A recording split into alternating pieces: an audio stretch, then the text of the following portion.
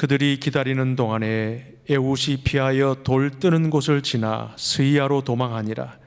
그가 이르러 에브라임 산진에서 나팔을 불매 이스라엘 자손이 산지에서 그를 따라 내려오니 에웃이 앞서가며 그들에게 이르되 나를 따르라. 여호와께서 너희의 원수들인 모압을 너희의 손에 넘겨주셨느니라 하매 무리가 에웃을 따라 내려가 모압 맞은편 요단강 나루를 장악하여 한 사람도 건너지 못하게 하였고 그때에 모압 사람 약 10,000명을 죽였으니 모두 장사요 모두 용사라. 한 사람도 도망하지 못하였더라. 그날에 모압이 이스라엘 수하에 굴복하며 그 땅이 80년 동안 평온하였더라. 아멘. 자, 몇 가지 그림을 보여드릴 겁니다. 몇 가지 그림을 보여드리겠는데요. 이 사람이 누구일까요? 한번 맞춰보시겠습니까? 맞습니다. 아돌프 히틀러. 자, 그리고요. 이분은 누구일까요? 세종대왕이죠. 또 다음 누구실까요? 자, 답이 나와 있죠. 조기철 목사님이십니다. 공통점이 뭘까요, 여러분? 공통점이 뭘까요?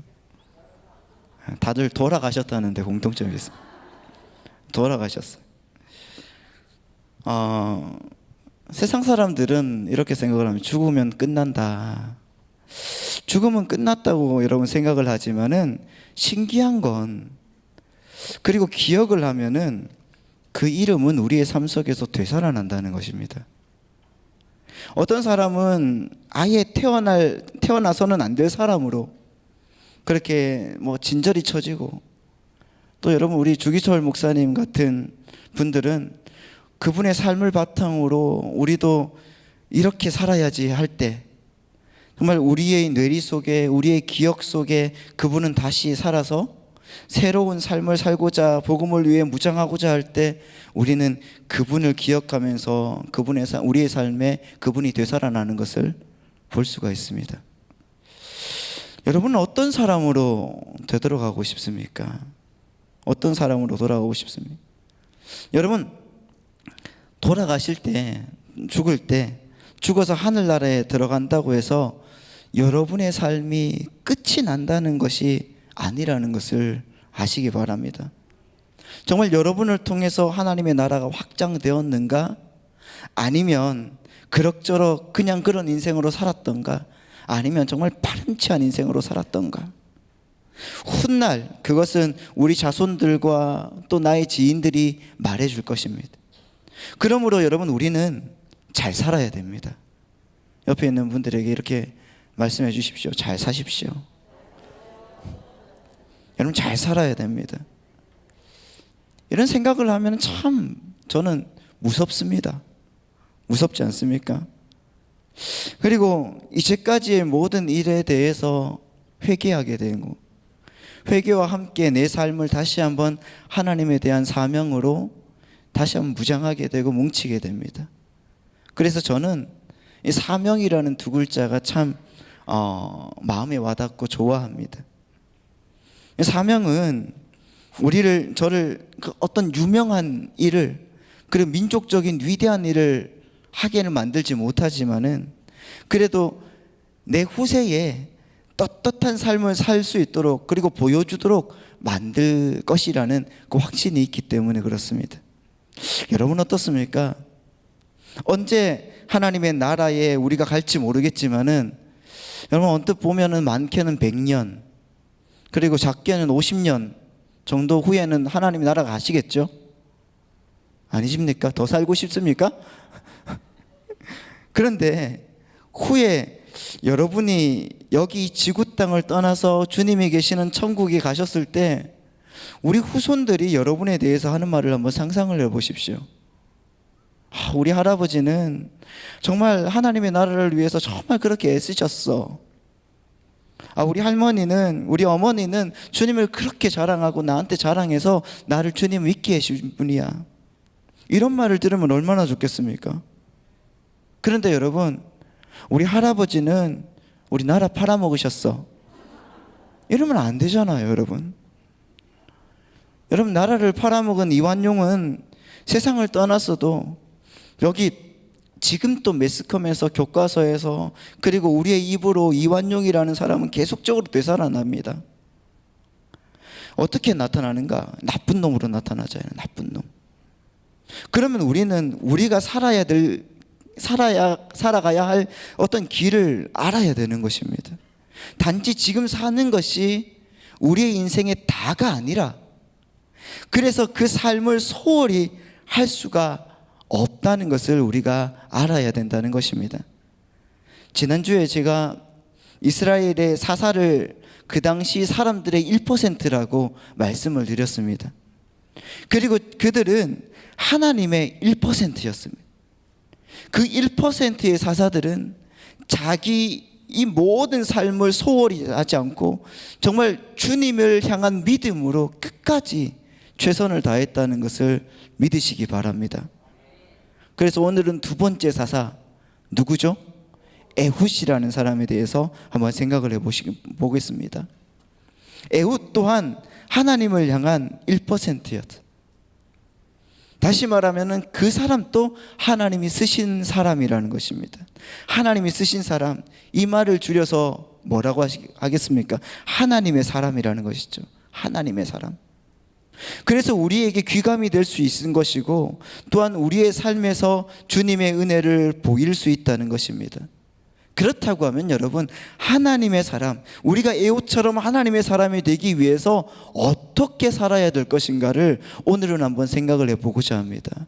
하나님의 사람이 되기 위해서 어떻게 할 것인가? 첫 번째, 하나님의 사람이 되기 위해서라면은 자기의 약점을 강점으로 바꿀 수 있는 사람이 되어야 되는 거예요. 약점을 강점으로 바꿀 수 있는 사람. 오늘 본문에 에훗이 나오는데, 이 에훗이 어떤 사람인지에 대해서 나옵니다. 15절 말씀에 보면 한번 다 같이 한번 읽어볼까요? 시작. 이스라엘 자손이 여호와께 부르짖음에 여호와께서 그들을 위하여 한 구원자를 세우셨으니 그는 곧 베냐민 사람 게라의 아들 왼손잡이 에훗이라. 자, 네, 그까지만 읽겠습니다. 에훗이라는 사람은 어떤 사람인지 한번 생각을 해보십시오. 출신이 좋은 것 같습니다. 베냐민 지파 사람, 뭐 나무랄 것 없는 것 같아요. 그런데 그 사람의 앞에 뭐라고 되어 있는가? 에훗이라는 사람 앞에 뭐라고 되어 있죠? 왼손잡이라고 성경은 기록하고 있습니다. 여러분, 이 성경에 왼손잡이라고 하는데 한번 주목해 보십시오. 뭔가 하면은 성경에 사람 이름 앞에 이런 말이 나오면 꼭 생각을 해봐야 되는 것입니다. 이것의 원어의 뜻이 무엇인가 찾아봤더니 오른손을 사용할 수 없다. 다시 말하면은 왼손만 사용 가능한 에훗이었다. 이렇게 얘기를 합니다. 왼손만 사용 가능. 다시 말하면 이것은 무슨 뜻인가요? 여러분, 에훗은 장애인이었습니다. 장애를 가진 사람이었어요. 당시에는 여성분들에게 정말 죄송하지만 여성들과 장애인들, 이분들은 사람의 축에 끼면 좋을 것 같지만은 안 좋았습니다. 여러분, 그만큼의 대우가 하찮았고 힘들었습니다. 지금도 여러분 장애인들에 대한 심각한 대우가 있지 않습니까? 그런데 어떤 불의한 사고를 당해서 오른손에 장애를 입었는지는 모르지만은 그는 사람들 사이에 끼지 못하는 그런 존재였어요. 힘들고 어렵고 사람들도 무시하고 내 인생에 왜 이렇게 되는가? 나는 살 가치가 없구나. 이렇게 생각을 했겠죠. 인간이라면 당연하지 않습니까? 하지만은 그 사람이 포기하지 않았던 그 한 가지가 있는데, 그것이 바로 하나님에 대한 신앙이었다는 것입니다. 하나님이었습니다. 그랬더니 하나님께서 그를 세워서 이스라엘을 평안하게 다스릴 수 있는 힘을 주시고 그 자리를 주시더라는 것입니다. 여러분, 하나님께서 하시지 않으면 안 되는 일들이 여기서 벌어지는 것입니다. 여러분, nothing is impossible이라는 말이 있어요. 무슨 말이냐? 불가능을 가능케 하시는 그러한 역사, 그러한 역사를 하나님은 보여주신다는 것을 믿으시기 바랍니다. 사람들은 이렇게 생각을 했을 겁니다. 하나님이 이런 에웃을 민족의 구원자로 세우셨다니 참 하나님 실수하셨을 거야. 하나님 뭘 보고 죄를 뽑았지? 이렇게 말했을 수도 있습니다. 그러나 여러분, 결코 그렇지 않은 것이 각 사람이 지닌 특별한 재능을 분명 하나님의 축복이라고 하나님 말씀하시는 거예요. 하나님은 자신의 약함을 알고 하나님을 의뢰하고 하나님을 기뻐하는 사람을 친히 그 하나님의 오른손으로 능력으로 채워주신다는 것을 믿으시기 바랍니다. 이 사람에게는 오른손이 없었지만, 그래서 왼손으로밖에 사용할 수밖에 없었지만은, 그러나 친히 하나님이 오른손이 되어주시는 놀라운 역사가 펼쳐지게 되어 있습니다. 여러분, 우리도 마찬가지입니다. 하나님 바라보고 하나님께서 주시는 능력 가지고 나아가려고 작정할 때 주님께서는 여러분에게 하나님의 오른손을 보여주실 줄 믿습니다. 그래서 성경은 말씀합니다. 두려워 말라, 내가 너를 구속하였다 말씀하시죠. 내가 이 오른손으로 너를 지명하여 불렀다고 말씀하십니다. 여러분, 하나님께서 함께 하시면은 못하는 것이 없다는 것을 믿으시기 바랍니다. 에웃은 이렇게 고백했을 겁니다. 나는 한 손을 쓰지 못하지만은 하나님을 포기하지 않을 거야. 사람들이 내가 오른손이 없다고 나의 장애를 수군거리고 약점으로 잡고 내가 하는 일마다 못되게 군다고 하더라도 나는 하나님을 향해서 포기하지 않을 거야. 우리도 여러분, 기도할 때 이렇게 기도하면서 부르짖기를 바랍니다. 사람들이 뭐라고 수군거려도, 나의 약점을 잡으려고 하고 하는 일마다 힘들게 한다 해도 나는 하나님을 향해서 포기하지 않을 거야. 이렇게 기도하며 하나님을 포기하지 않는 그 에웃, 그때 여러분, 하나님께서 그를 이스라엘 백성들의 위대한 1%로 만들어 주신다는 것을 믿으시기 바랍니다. 왜 그럴까요, 여러분? 하나님은 중심을 보시는 분이기 때문에. 사람들은 외모를 보고 그 사람의 100%, 90% 이렇게 판단하지만, 하나님은 그 사람의 중심을 보시고 그 사람의 100%를 판단해 주신다는 것입니다. 지난주에 말씀드렸지만 전 안경을 빼면 어떻다고요? 못생겼어요. 그러나 여러분, 하나님은 중심을 보시는 분이기 때문에 그 중심 속에서 하나님의 놀라운 역사를 펼쳐주시는 것, 우리가 알았으면 좋겠습니다. 토스카니니라는 세계적인 지휘자가 있습니다. 원래 첼로 연주자였는데 이분이 불행하게도 심한 근시를 앓고 있어서 정말 악보를 잘 보지 못했다고 합니다. 그래서 저는 악기를 잘 모르지만은 이 첼로 연주를 잘하기 위해서는 다른 사람들보다 더 많은 연습을 해야 된다고 하더라고요. 그런데 악보가 안 보이는데 어떻게 합니까? 이 사람이 포기할까 이렇게 생각을 하다가 포기하는 대신 악보를 통째로 다 외우기로 결심을 했다고 합니다. 통째로 다 외워버려. 그리고 그 악보를 다 외워버렸대요. 그 어느 날 연주회를 하기로 되어 있는 바로 그 전날 밤에 마지막 연습을 하는데 지휘자가 갑자기 아파서 나오지를 못했다고 합니다. 연주회가 바로 다음 날인데 오케스트라 지휘하는 지휘자가 나오지 못하니까 다른 지휘자를 구할 시간이 없었어요. 전전긍긍하고 있는데 단원 중에 모든 악보를 다 배우고 있는 사람 한 명 있잖아요. 누구죠? 토스카니니. 이 사람이 있었습니다. 모든 악보를 다 외운 토스카니니가 임시로 지휘봉을 잡아서 연주회를 했어요. 여러분, 지휘를 열심히 했습니다. 그런데 여러분, 대성공이 일어났어요. 그 후로부터 그 토스카니니가 첼로 연주자에서 세계적인 지휘자로 바뀌었다고요. 그리고 모든 사람들에게 사랑과 존경을 받는 사람이 되었다고 합니다. 그 사람에게는 심한 근시가 있었습니다. 그런 약점이 있었음에도 불구하고 그 약점을 극복하기 위해서 다른 사람들보다 더 노력을 합니다. 더 열심히 공부하고 더 훈련을 했고 악보를 다 배워버렸습니다. 그 약점 때문에 성공으로 가는 길을 열렸던 것입니다. 여러분, 오히려 그 약점을 통해서 위대한 지휘자가 된 것처럼, 만약 여러분 그 사람에게 약점이 없었다고 하면 첼로 연주자로 만족해야만 했을 거예요. 아니면은 악보를 못 보는데 아무것도 못하고 그냥 남겨졌을 수도 있습니다. 여러분, 인간은 완벽할 수가 없습니다. 저도 마찬가지로 우리 모두 다 완벽할 수 없어요. 인생은 여러분 장점만 갖고 사는 것이 그래서 아닙니다. 그렇기 때문에 하나님은 우리에게 장점만 주지 않고 약점도 주셨다는 것을 믿으시기 바랍니다. 그 약점을 어떻게 사용하느냐에 따라서 성공자가 될 수도 있고 실패자도 될 수가 있습니다. 그래서 여러분, 약점이 있다고 노력을 게을리해서는 안 됩니다. 청소년부 아이들에게 이렇게 말하곤 합니다. 머리가 나쁘다고 포기하지 말라고. 저는 어릴 때 어머니의 특훈을 받았습니다. 어머니의 특훈이 뭔가, 어머니 맨날 이렇게 말씀하셨어요. 창현아, 돌에는 새기면 된다. 돌에는 새기면 된대요. 그래서 외웠습니다. 계속적으로 그냥 읽고 안 되면 외우면 되는 거예요. 약점이 있다고 여러분 일을 쉽게 포기해서는 안 된다는 것입니다. 약점이 장점이 되는 날이 오도록 더 많은 노력을 기울여야 된다는 것이죠. 예수님도 마찬가지지 않습니까? 예수님도 제자들의 실수와 약점을 나무라지 않으셨습니다. 오히려 괴롭고 힘들어하는 제자들 곁에 와서 그들과 같이 동행도 해주시고 대화도 하시고 식사도 함께 해주셨습니다. 그리고 여러분, 그들에게 새로운 삶의 용기와 희망을 주셨다는 것을 잊지 마시기 바랍니다.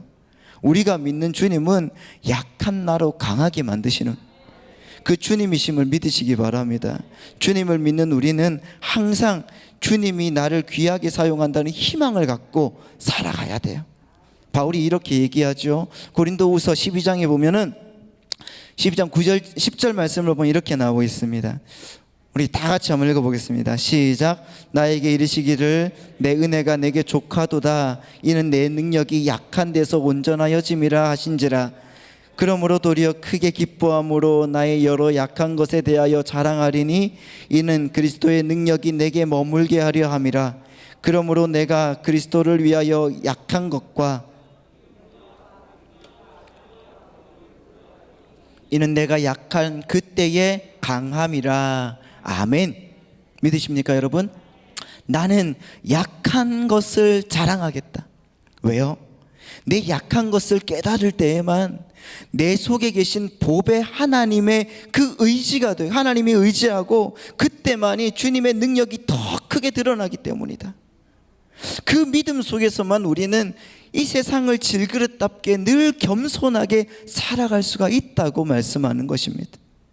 내가 하나님을 위해서 헌신할 때 주님은 살아계시기 때문에 반드시 우리를 어떤 식으로든 사람들에게 존귀함을 받게 만드실 거예요.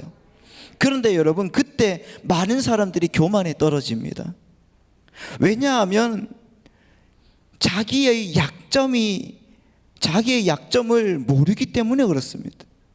교만이라는 것은 여러분, 자기가 약점이 있는 사람이라는 사실을 망각할 때만 찾아오기 때문에 그렇습니다. 내가 질그릇임을 망각하면 내 속에 담겨져 있는 보배의 능력으로 역사가 일어나는 것이 아니라 내 능력으로 일어나거든요. 그래서 여러분, 바울은 평생 약함만 자랑하겠다, 내 약점만 자랑하겠다, 내가 질그릇됨을 자랑하겠다, 깨어지기 쉬운 질그릇임을 잊지 않을 때에만 내 속에 계시는 그 보배 하나님의 능력 속에 내가 거할 수 있다고 말하는 것입니다. 혹시 여러분 마음속에 어떤 컴플렉스가 있고 열등감이 있고 약점이 있고 그런 게 있다면 그 멍에를 내어놓으시기 바랍니다. 신체적인 약점이 있고 환경적인 어려움이 있고 심지어 더 좋은 어떤 대학에 못 가고 더 좋은 진학을 못 하고 또 더 좋은 회사에 못 갔더라도 여러분 좋습니다. 하지만 이제 그만 그 굴레에서 벗어나야 되는 것입니다. 여러분, 3주 후에 말씀드리겠지만은 기드온의 약점은 자기의 낮은 자존감이었습니다. 뿌리 깊은 불안감이 있었습니다. 하지만 여러분, 하나님이 그를 큰 용사로 써주시니까 하나님의 용사로 바뀌어진 것처럼 아브라함의 약점이 어떤 거 있습니까? 두려움이 있었습니다. 2번이나 자신을 보호하기 위해서 사랑하는 아내를 동생이라고 주장을 했습니다. 하지만 여러분, 하나님은 아브라함을 믿는 자들의 조상으로 만들어 주셨다는 거예요. 충동적이고 의지가 약한 그 베드로는 주님께서 반석으로 만들어 주셨고, 간통했던 다윗은 내가 내 마음에 합한 사람이라고 하나님께서 칭해 주셨습니다. 그리고 여러분, 거만한 천둥의 아들 가운데 하나였던 요한이라는 사람이 있습니다. 그 요한은 사랑의 사도로 바꾸어 주셨다는 거예요. 오늘 여러분, 여러분의 약점을 강점으로 바꾸시는 시간이 되시기를 바랍니다. 그때 하나님의 놀라운 기적의 역사가 일어나게 될 줄 믿습니다. 둘째로 여러분, 하나님의 사람이 되기 위해서는 우리는 여러분 준비하고 때를 기다려야 되는 겁니다. 준비하고 기다려야 됩니다. 하나님은 백성들의 잘못을 징계하기 위해서 이방 사람들을 치시잖아요. 그러나 백성들은 잘 모릅니다. 자기들이 왜 당하고 있는지를 모르고 있어요. 그리고 그들이 왜 그렇게 살아가야 되는지를 모르고 있습니다. 왜요? 준비를 하지 않았기 때문에 그렇습니다. 하나님의 말씀에, 하나님 말씀대로 살지도 않고, 또한 하나님의 능력대로 살지도 않고, 저기 이방의 어떤 모든 그 저주받을 우상들을 섬기면서 살고 있는데 누가 좋아하겠습니까? 그렇게 생각 없이 살고 있기 때문에 그렇습니다. 그런데 여러분, 에웃이라는 사람은 다릅니다. 그는 준비를 합니다. 그리고 드러내놓고 준비를 하는 것이 아니라 아무도 모르게, 그러나 치밀하게 모든 것들을 준비하고 나아가는 것을 볼 수가 있습니다. 여러분, 본문 15장 16절 말씀을 한번 보도록 하겠습니다.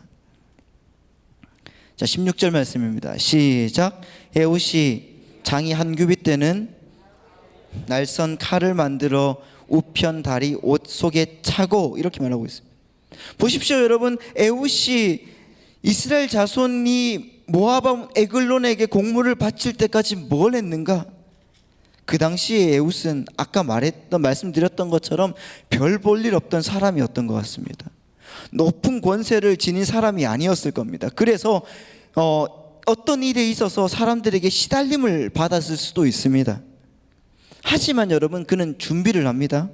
그것도 치밀하게 준비를 하는데 어떻게 하는가? 본문을 보면은 하나님이 게라의 아들 에웃을 구원자로 세운 이후로 에웃은 조용하게 에글론에게 공물을 바칠 수 있는 여건까지 계속적으로 준비를 해요. 그리고 하나님의 뜻을 이루려고 그 길이가 한 규빗 되는 한 40에서 50cm가 되는 그 양날칼을 만들기 시작합니다. 그리고 만들어서 들어가는데, 그래 자기 몸에 충분하게 대비하기 위해서 이렇게 나갑니다. 그것도 왼쪽에 차는 것이 아니라 오른쪽 다리에 치밀하게 넣어서, 여러분 그렇게 옷 속에 넣는 것을 치밀함 또 보여주고 있습니다. 여러분, 하나님의 사람은 매사에 치밀해야 됩니다. 그냥 넉넉하게 그 사람이 보일지라도 마음에 준비하는 마음이 있어야 된다는 것을 믿으시기 바랍니다. 그래야 하나님이 쓰시는 것을 여러분 잊지 마시기 바랍니다. 그렇게 에웃은 모든 것에 계획적으로, 그리고 용의 주도하게 그렇게 살피고 사람들의 마음과 생각을 주장했던 사람이었습니다. 다시 말해서 에웃은 말하기보다 준비하는 백성이었다는 것을 믿으시기 바랍니다. 묵묵히 자기의 일을 준비하는 사람, 얼마나 멋지십니까? 여러분, 말이 앞선 하나님의 백성이 되지 마시고 말하기보다는 먼저 준비하는 주님의 백성 되시기를 바랍니다. 아이들과 많은 얘기들을 하게 됩니다.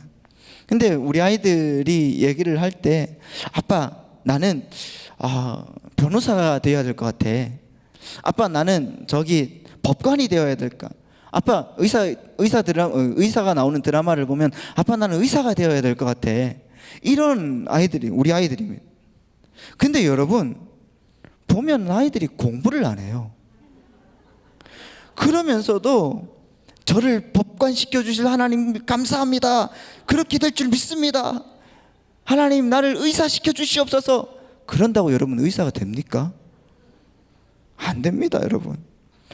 60명 중에 59등 하는데 누가? 우리 아이들이 그렇다는 건 아니고요. 여러분 이렇게 얘기하는 친구들이 한두 명이 아닙니다. 우리 청소년부 아이들도 그런 얘기를 하는 아이들이 자주 있습니다. 그럴 때마다 제가 그러죠. 네 꼬라지를 하라고. 문제는 뭘까요, 여러분? 문제는 하나님께서는 우리에게 말이 앞서는 백성이 아니라 하나님을 통한 준비를 하는 백성이 되기를 원하신다는 것입니다. 하나님이 여러분에게 무엇을 얘기하셨습니까?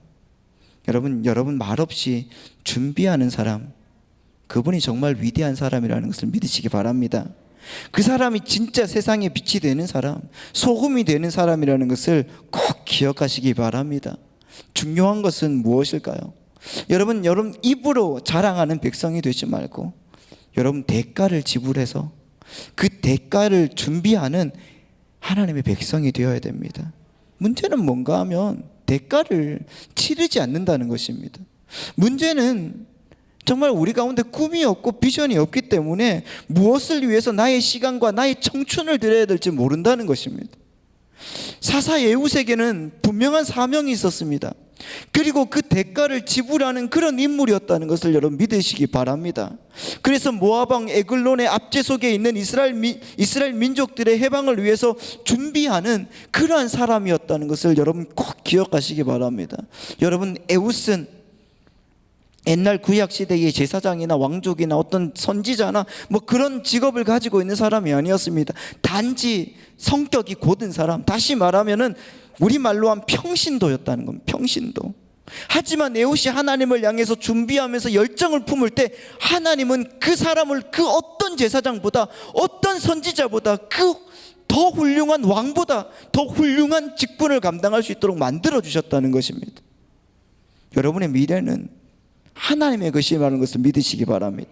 여러분이 하나님을 위해서 준비하면 빛처럼 소금처럼 그렇게 살려고 준비하고 노력한다고 하면은 하나님께서는 우리의 인생의 미래에 놀라운 축복과 큰 영향력을 끼칠 수 있도록 채워주시고 역사하실 줄 믿습니다. 에이 내가 얼마나 산다고. 여러분 이렇게 말씀하지 마시기 바랍니다. 모세는 80살에 소명을 받았습니다. 할렐루야. 모세보다 늦으셨다면 여러분 계속적으로 도전하시기 바랍니다. 아멘. 네, 감사합니다. 자, 그래서 여러분 하나님께서 주시는 은혜로 나아가시기를 부탁드립니다. 마지막으로 우리가 참된 하나님의 사람이 되기 위해서는 결정적일 때 하나님의 이름을 부르셔야 돼요. 뭐라고요? 시작. 결정적일 때 부르십시오. 20절 말씀입니다. 사사기 3장 20절 말씀 다 같이 읽겠습니다. 시작. 에웃이 왕은 서늘한 다락방에 홀로 앉아 있는 중이야. 에웃이 가로되 하나님의 명을 받들어 왕에게 고할 일이 있나이다 하매 왕이 그 좌석에서 일어나니. 여러분 에웃이 에글론에게 나아갔을 때를 생각을 해보세요. 에글론이라는 사람은 비둔했다고 해요. 뚱뚱했다고 해요. 그래서 탐욕스럽고 뚱뚱했다고 하더라도 여러분 이 사람이 어떤 사람인가? 한 나라의 왕이었습니다. 그렇다면 모압 땅의 왕이었는데 여러분 왕 앞에서 떨지 않을 사람이 몇 명이나 있겠습니까? 하지만 여러분 하나님의 사람들은 결정적일 때 얼마나 담대하는가를 본문에서 보여주고 있습니다. 지금 이 순간 누가 보아도 에웃이라는 사람은 이스라엘의 대표가 아닙니다. 하지만은 그가 하나님의 이름으로 그리고 하나님께서 주시는 마음으로 에글론에게 갔습니다. 그때 하나님은 그 길을 열어주시는 것을 볼 수가 있어요. 20절의 말씀을 다시 보면은 에웃이 에웃이 왕의 앞으로 나아가니 왕은 서늘한 다락방에 홀로 앉아 있는 중이라 이렇게 말하고 있습니다. 에웃이 이르되 내가 하나님의 명을 받들어 왕에게 고할 일이 있나이다 하며 왕이 그 좌석에서 일어났다. 무슨 말이겠습니까? 에웃이 결정적인 순간에 말하는 것이 무엇인지를 한번 보십시오. 20절 계속적으로 한번 틀어보십시오. 누군지를 보십시오. 바로 여러분 누굽니까? 에웃이 이르되 내가 하나님의 명령, 하나님이라는 이름이 나오고 있습니다. 에글론이 뭔가 선물을 가져왔는가 보다 하면서 일어섰습니다. 그리고 거기서 에글론은 찔려 죽습니다. 다시 말해서 무슨 뜻인가? 우리는 결정적인 순간에 하나님의 이름을 부를 수 있는 사람이 되어야 되는 것입니다. 여러분 28절 말씀 또한 이렇게 나오고 있습니다. 무리에게 이르되 나를 따르라. 여호와께서 너희 대적 모압 사람을 너희의 손에 붙이셨나이다 하매 붙이셨느니라 하매 무리가 에웃을 따라 내려가서 모압 맞은편 요단강 나루를 잡아 지켜 한 사람을 건너지도 못하게 하였다. 이렇게 말하고 있죠. 무리에게 이르되 나를 따르라. 누가? 여호와께서 나를 따르라고 말한 다음에 누가 나오냐면 여호와께서가 나옵니다. 이게 중요하다는 것입니다. 철저하게 확실한 자기 인식. 하나님께서 이 전쟁은 나에게 있는 것이 아니라 하나님께서 이 전쟁에 이기게 도와주신다는 것입니다. 그것을 여러분 믿고 우리는 주님의 은혜로 나아가야 된다는 것을 믿으시기 바랍니다. 이 신앙은 우리 신앙의 선조들의 신앙이라는 것입니다. 요셉도 그랬고 다윗도 그랬고 여러분 다니엘도 그랬고 엘리야도 그랬고 바울도 그랬습니다. 성경의 모든 사람들이 하는 말에 여러분 귀를 기울여 보십시오. 하나님이 하셨습니다. 이렇게 말하는 것입니다. 여러분 많은 사람들이 이렇게 얘기합니다. 내가 교회를 세웠습니다. 내 돈으로 이것을 만들었습니다. 여러분, 여러분의 건강은 누가 만들었습니까? 여러분 돈은 누가 주셨는데요? 여러분 정말 결정적일 때 하나님을 부르는 신앙, 결정적일 때 하나님을 의지하는 신앙, 그것이 바로 참 신앙이라는 것을 믿으시기 바랍니다. 그리고 여러분 우리 성령님의 역사가 그렇게 될 때 여러분을 타고 나아가는 줄 믿습니다. 30절 말씀을 마지막으로 보고 우리가 기도하겠는데요, 30절 말씀이 이렇게 나와 있습니다. 우리 다시 읽어볼까요? 시작.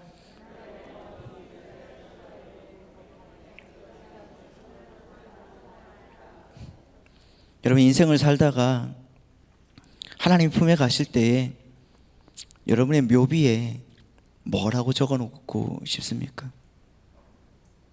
어떤 말을 남기고 싶으세요? 성령께서 지켜주신, 그리고 성령님이 함께 하시는, 하나님이 나와 함께 하셨다는 그런 일들을 쫙 적어놓으면 얼마나 좋을까요? 하나님이 함께 하신 누구.